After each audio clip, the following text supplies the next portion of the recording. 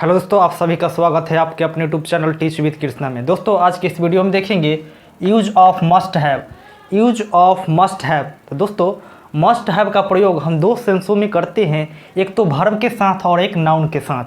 तो देखते हैं दोस्तों, मस्ट हैव एक पहले बताता है strong possibility of happening something in past, यानी बीते हुए समय में किसी चीज़ का होने का एक दृढ़ संभावना को व्यक्त करता है। और नेक्स्ट है पोजेशन इम्फेसिस, यानी in the sense of necessity of having something. देखिए कोई भी चीज़ होने का अनिवार्यता को बताता है, साथ ही होने पर क्या करता है, इम्फेसिस करता है, यानी जोर डालता है।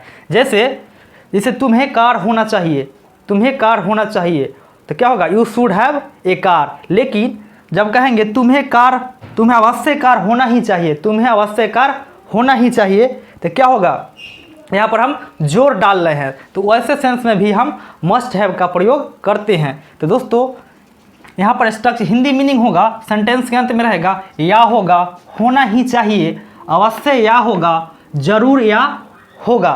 तो इस प्रकार रहेगा, वाक्य के अंत में रहेगा। जैसे यहाँ पर देख लीजिए एग्जाम्पल है, वह ट्रेन से दिल्ली गया होगा। देखिए गया होगा, या है और होगा, या होगा है ना, लास्ट में या होगा। यहाँ पर देखिए या होगा लिखा हुआ है, या होगा। उसके बाद देख लीजिए, उसके बाद है तुमने अवश्य फूल तोड़ा होगा, तुमने अवश्य फूल तोड़ा होगा। यह दुर्घटना रात को हुई होगी, यह दुर्घटना रात को हुई होगी।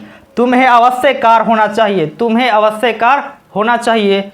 तुमने गांधी जी का नाम अवश्य सुना होगा। तो दोस्तों ऐसे सेंटेंस को आप अंग्रेजी में ट्रांसलेट करने के लिए स्ट्रक्चर होगा subject plus must have, subject plus must have plus verb का तीसरा रूप, वर्ब का थर्ड फॉर्म या नाउन प्लस अदर वर्ड्स। यदि वर्ब रहेगा तो तीसरा फॉर्म का इस्तेमाल करेंगे, और यदि नाउन रहेगा तो नाउन का इस्तेमाल करेंगे।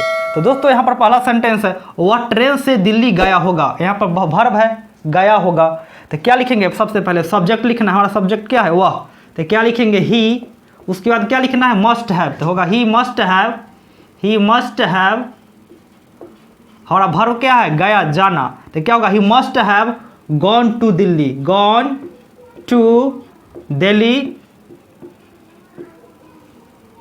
ट्रेन से। तो क्या होगा, वाई ट्रेन। तो इस प्रकार इसका अंग्रेजी अनुवाद हो जाएगा, he must have gone to Delhi by train.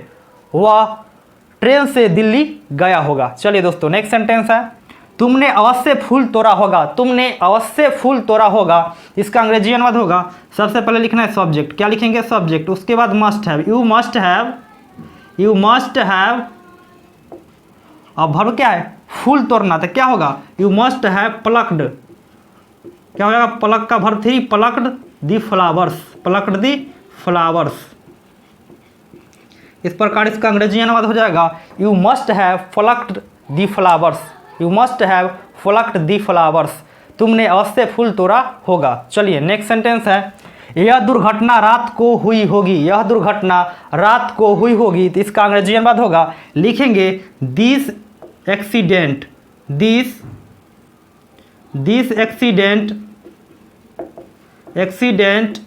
Must have taken place. क्या होगा, टेकन प्लेस एट नाइट। इस प्रकार इसका अंग्रेजी अनुवाद हो जाएगा, this accident must have taken place at night. यह दुर्घटना रात को हुई होगी। चलिए दोस्तों हमारा नेक्स्ट सेंटेंस है, तुम्हें अवश्य कार होना चाहिए, तुम्हें अवश्य कार होना चाहिए। तो इसका अंग्रेजी अनुवाद होगा, लिखेंगे you must have a car, you must have a car. तुम्हें अवश्य कार होना चाहिए। इस प्रकार इसका अंग्रेजी अनुवाद हो जाएगा, you must have a car, तुम्हें अवश्य कार होना चाहिए। और नेक्स्ट सेंटेंस है, तुमने गांधी जी का नाम अवश्य सुना होगा, तुमने गांधी जी का नाम अवश्य सुना होगा। देखिए स्ट्रॉन्ग क्या है, पॉसिबिलिटी को बता रहा है। तुमने गांधी जी का नाम अवश्य सुना होगा, तो इसका अंग्रेजी अनुवाद होगा, लिखेंगे you must have heard the name of Gandhi ji. Gandhi ji.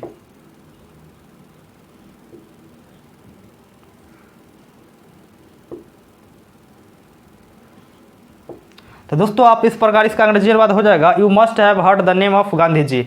तुमने गांधी जी का नाम अवश्य सुना होगा। तो दोस्तों देखते हैं कुछ नेक्स्ट सेंटेंस। दोस्तों नेक्स्ट सेंटेंस देखेंगे, तुमने अवश्य मदन को देखा होगा। तुमने अवश्य मदन को देखा होगा। तो इसका अंग्रेजी ट्रांसलेट होगा, सबसे पहले हमको लिखना है सब्जेक्ट। सब्जेक्ट क्या है? तुमने। तो लिखेंगे यू मस्ट हैव। उसके बाद क्या? वर्ब चाहिए या नाउन। तो वर्ब क्या? देखना। तो क्या होगा? You must have seen. Verb 3 क्या होगा? सी का सीन। किसको? मदन को। तो you must have seen Madan. तो इस प्रकार दोस्तों इसका अंग्रेजी ट्रांसलेट हो जाएगा, you must have seen Madan. तुमने अवश्य मदन को देखा होगा। नेक्स्ट सेंटेंस है, रवि ने यह किताब अवश्य पढ़ा होगा। रवि ने यह किताब अवश्य पढ़ा होगा। इसका अंग्रेजी अनुवाद होगा, लिखेंगे रवि। उसके बाद क्या लिखना? Must have. तो रवि मस्ट हैव और वर्ब क्या है? पढ़ना। तो क्या होगा? Read. Ravi must have read this book. यह किताब। तो क्या होगा? This book. दोस्तों इस प्रकार इसका अंग्रेजी अनुवाद हो जाएगा, Ravi must have read this book. Ravi ने यह किताब अवश्य पढ़ा होगा। दोस्तों हमारा नेक्स्ट सेंटेंस है, तुमने उसे जरूर पीटा होगा। तुमने उसे जरूर पीटा होगा। इसका अंग्रेजी अनुवाद होगा, you must have beaten him. क्या होगा? Beaten him. दोस्तों इस प्रकार इसका अंग्रेजी अनुवाद हो जाएगा, you must have beaten him. तुमने उसे अवश्य पीटा होगा। दोस्तों आप इस प्रकार मस्ट हैव की सहायता से बहुत सारे सेंटेंस को अंग्रेजी में अनुवाद कर सकते हैं और अपना इंग्लिश को और भी बेहतरीन बना सकते हैं। दोस्तों आशा करता हूँ वीडियो आपको पसंद आया होगा। वीडियो पसंद आया तो चैनल को सब्सक्राइब कीजिए, वीडियो को लाइक कीजिए और अपने चाहने वालों को अधिक से अधिक शेयर कीजिए। दोस्तों मिलते हैं नेक्स्ट वीडियो में, तब तक के लिए बहुत बहुत धन्यवाद।